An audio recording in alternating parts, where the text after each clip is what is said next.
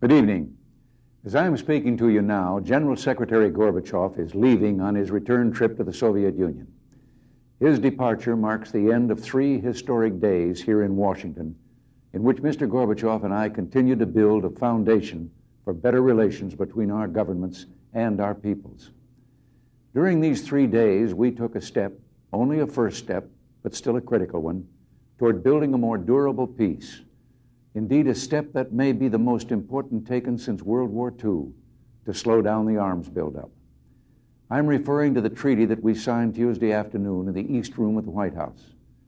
I believe this treaty represents a landmark in post-war history because it is not just an arms control, but an arms reduction agreement. Unlike treaties of the past, this agreement does not simply establish ceilings for new weapons. It actually reduces the number of such weapons.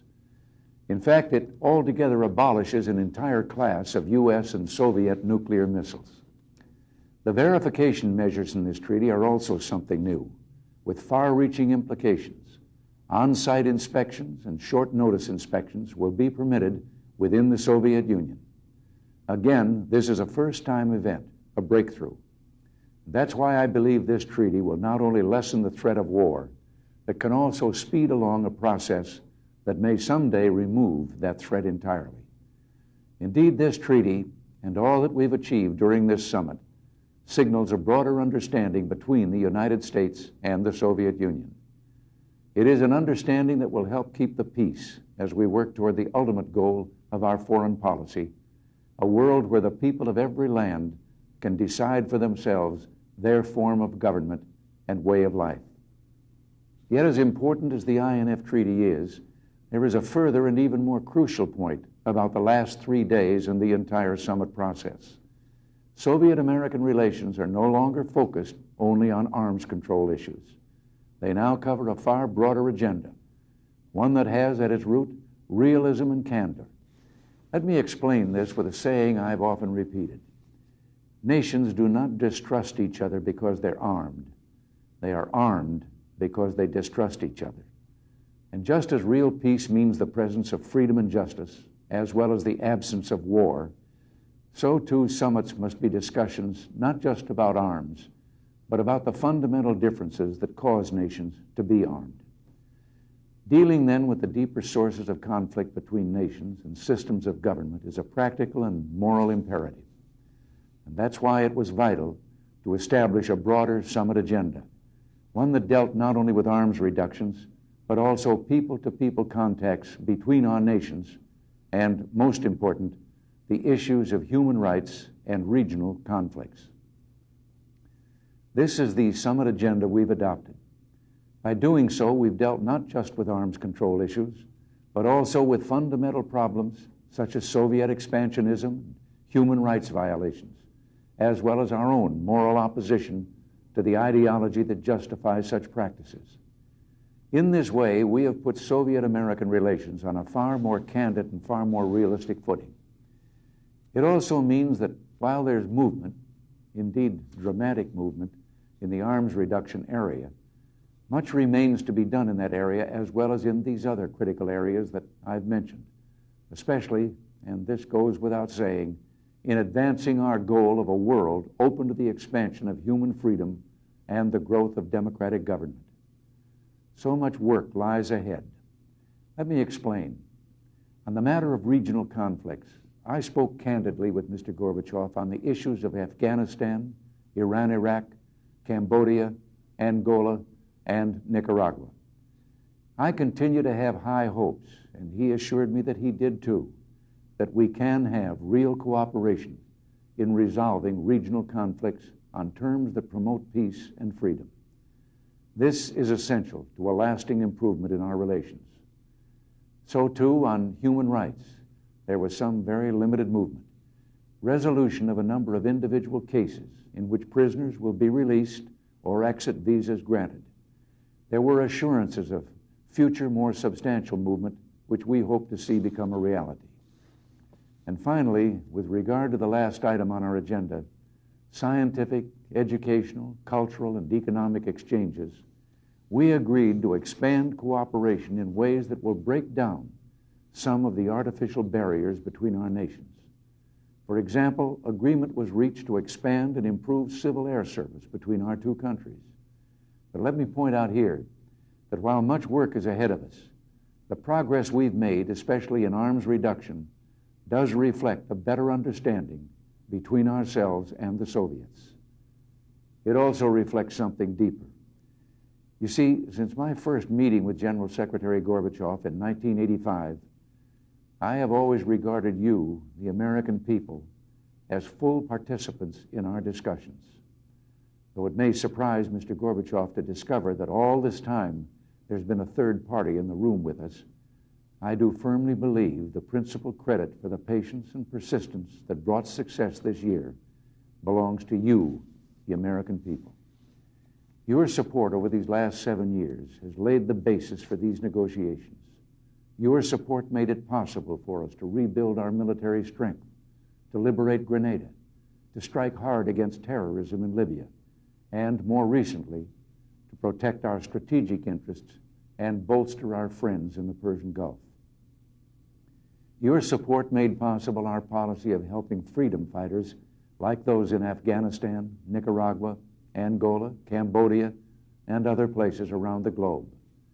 And when last year at Reykjavik, I refused Soviet demands that we trade away SDI, our strategic defense initiative, that could erect a space shield against ballistic missiles, your overwhelming support made it clear to the Soviet leaders that the American people prefer no deal to a bad deal and will back their president on matters of national security. In short, your support for our foreign policy goals, building a safer peace as we advance the cause of world freedom, has helped bring the Soviets to the bargaining table. It makes it possible now to hope for a real fundamental improvement in our relations. You know, the question has often been asked whether democratic leaders who are accountable to their people aren't at a grave disadvantage in negotiating with leaders of totalitarian states who bear no such burden. Well, believe me, I think I can answer that question. I can speak from personal experience. Over the long run, no leader at the bargaining table can enjoy any greater advantage than the knowledge that he has behind him a people who are strong and free and alert and resolved to remain that way. People like you. And it's this kind of informed and enlightened support, this hidden strength of democratic government, that enabled us to do what we did this week at the Washington Summit. Now that the treaty's been signed, it will be submitted to the Senate for the next step, the ratification process. I will meet with the leadership of Congress here tomorrow morning, and I'm confident that the Senate will now act in an expeditious way to fulfill its duty under our Constitution. To this end, let me explain the background in the mid and late 1970s. The Soviets began to deploy hundreds of new mobile intermediate-range missiles capable of destroying major cities and military installations in Europe and Asia. This action was an unprovoked new dimension of the threat against our friends and allies on both continents, a new threat to which the democratic nations had no comparable counter. Despite intense pressure from the Soviets, NATO proceeded with what we called a two-track policy. First, we would deploy a limited number of our own INF missiles as a deterrent, but at the same time, push hard in negotiations to do away with this entirely new nuclear threat. And we set out to do this with a formula I first put forward in 1981. It was called the zero option. It meant the complete elimination of these missiles on both sides. Well, at first, many called this a mere propaganda ploy, some even here in this country. But we were persistent, our allies steadfast, and eventually the Soviets returned to the bargaining table. The result is our INF Treaty. As you see from the map on the screen now, the Soviet missiles, which will be removed and eliminated under the treaty, have been a major threat to the security of our friends and allies on two continents, Europe and Asia. Under the terms of this treaty, we will be eliminating 400 deployed warheads, while the Soviet Union eliminates 1,600, or 4 times as many. Now let me also point out that this does not, however, leave NATO unprotected. In fact, we will maintain a substantial deterrent force on the ground, in the air, and at sea. Our commitment to NATO's strategy of being able to respond as necessary to any form of aggression remains steadfast. And with regard to verification, as I've mentioned, we have the breakthroughs of on-site inspections and short-notice inspections, not only at potential missile deployment sites, but at the facility where the Soviet SS-20 missiles and their components have been assembled. We have a verification procedure that assures each side that the missiles of the other side have been destroyed and that new ones aren't built. Here then is a treaty that shows how persistence and consistency eventually can pay off in arms negotiations. And let me assure you, too, that this treaty has been accomplished with unprecedented consultation with our allies and friends.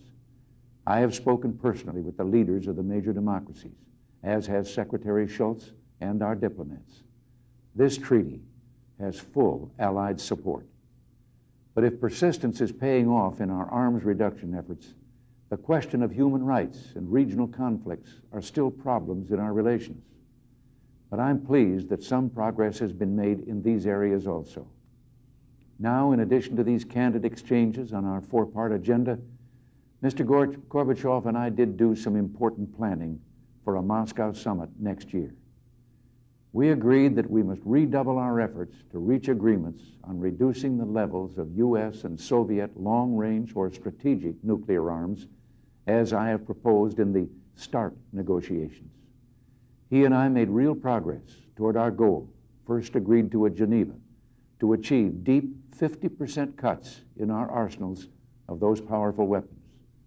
We agreed that we should build on our efforts to achieve agreement on a START treaty at the earliest possible date, and we've instructed our delegates in Geneva accordingly. Now, I believe deep reductions in these offensive weapons, along with the development of SDI, would do much to make the world safer. For that reason, I made it clear that our SDI program will continue, and that when we have a defense ready to deploy, we will do so. About the future, Mr. Gorbachev and I also agreed that as nuclear weapons are reduced, it becomes all the more important to redress the disparities in conventional and chemical weapons, where the Soviets now enjoy significant advantages over the United States and our allies. I think then from all of this you can see not only the direction of Soviet-American relations, but the larger framework of American foreign policy. As I told the British Parliament in 1982, we seek to rid the world of the two great nightmares of the post-war era, the threat of nuclear war and the threat of totalitarianism. And that's why by pursuing SDI, which is a defense against offensive missiles, and by going for arms reduction rather than just arms control, we're moving away from the so-called policy of mutual assured destruction by which nations hold each other hostage to nuclear terror and destruction.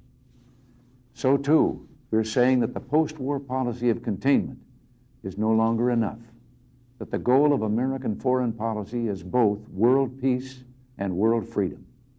That as a people, we hope and will work for a day when all of God's children will enjoy the human dignity that their Creator intended. I believe we gained some ground with regard to that cause in these last few days. Since my first days in office, I've argued that the future belongs not to repressive or totalitarian ways of life, but to the cause of freedom. Freedom of the marketplace, freedom to speak, assemble, and vote.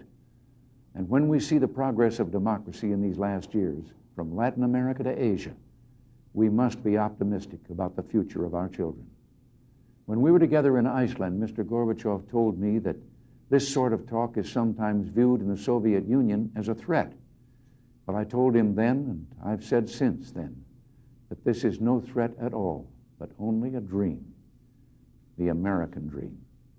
And it's a dream that has meant so much to so many, a dream that still shines out to the world. You know, a couple of years ago, Nancy and I were deeply moved by a story told by former New York Times reporter and Greek immigrant Nicholas Gage. It's the story of Eleni, his mother, a woman caught in one of the terrible struggles of the post-war era, the Greek Civil War at the end of World War II. A mother who was tried and executed because she smuggled her children out to safety in America. It is also the story of how her son secretly vowed to return to Greece someday to take vengeance on the man who had sent his mother to her death. But at the end of the story, Nicholas Gage finds he cannot extract the vengeance he promised himself. Mr. Gage writes, it would have relieved the pain that had filled him for so many years, but it would also have broken the one bridge still connecting him to his mother, that part of him most like her. As he tells it, and her final cry was not a curse on her killers, but an invocation of what she died for, a declaration of love. These simple last words of Mr. Gage's mother, of Eleni, were, "My children."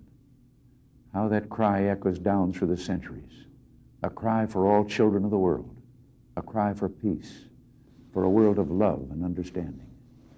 And it is the hope of heeding such words, the call for freedom and peace spoken by a chosen people in a promised land, the call spoken by the Nazarene carpenter, I should say, standing at the Sea of Galilee, the carpenter whose birth into the poverty of a stable we celebrate. It is these words that we remember as the holiday season approaches and we reflect on the events of this week here in Washington. So let us remember the children and the future we want for them.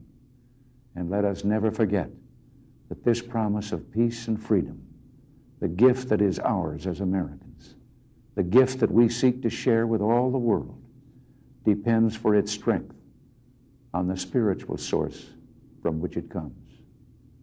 So during this holiday season, let us also reflect that in the prayers of simple people, there is more power and might than that possessed by all the great statesmen or armies of the earth. Let us then thank God for all his blessings to this nation and ask him for his help and guidance so that we might continue the work of peace and foster the hope of a world where human freedom is enshrined. To sum up then, this summit was a clear success. We made progress on each item in our four-part agenda. Mr. Gorbachev and I have agreed to meet in several months in Moscow to continue what we've achieved during these past 3 days. I believe there is reason for both hope and optimism.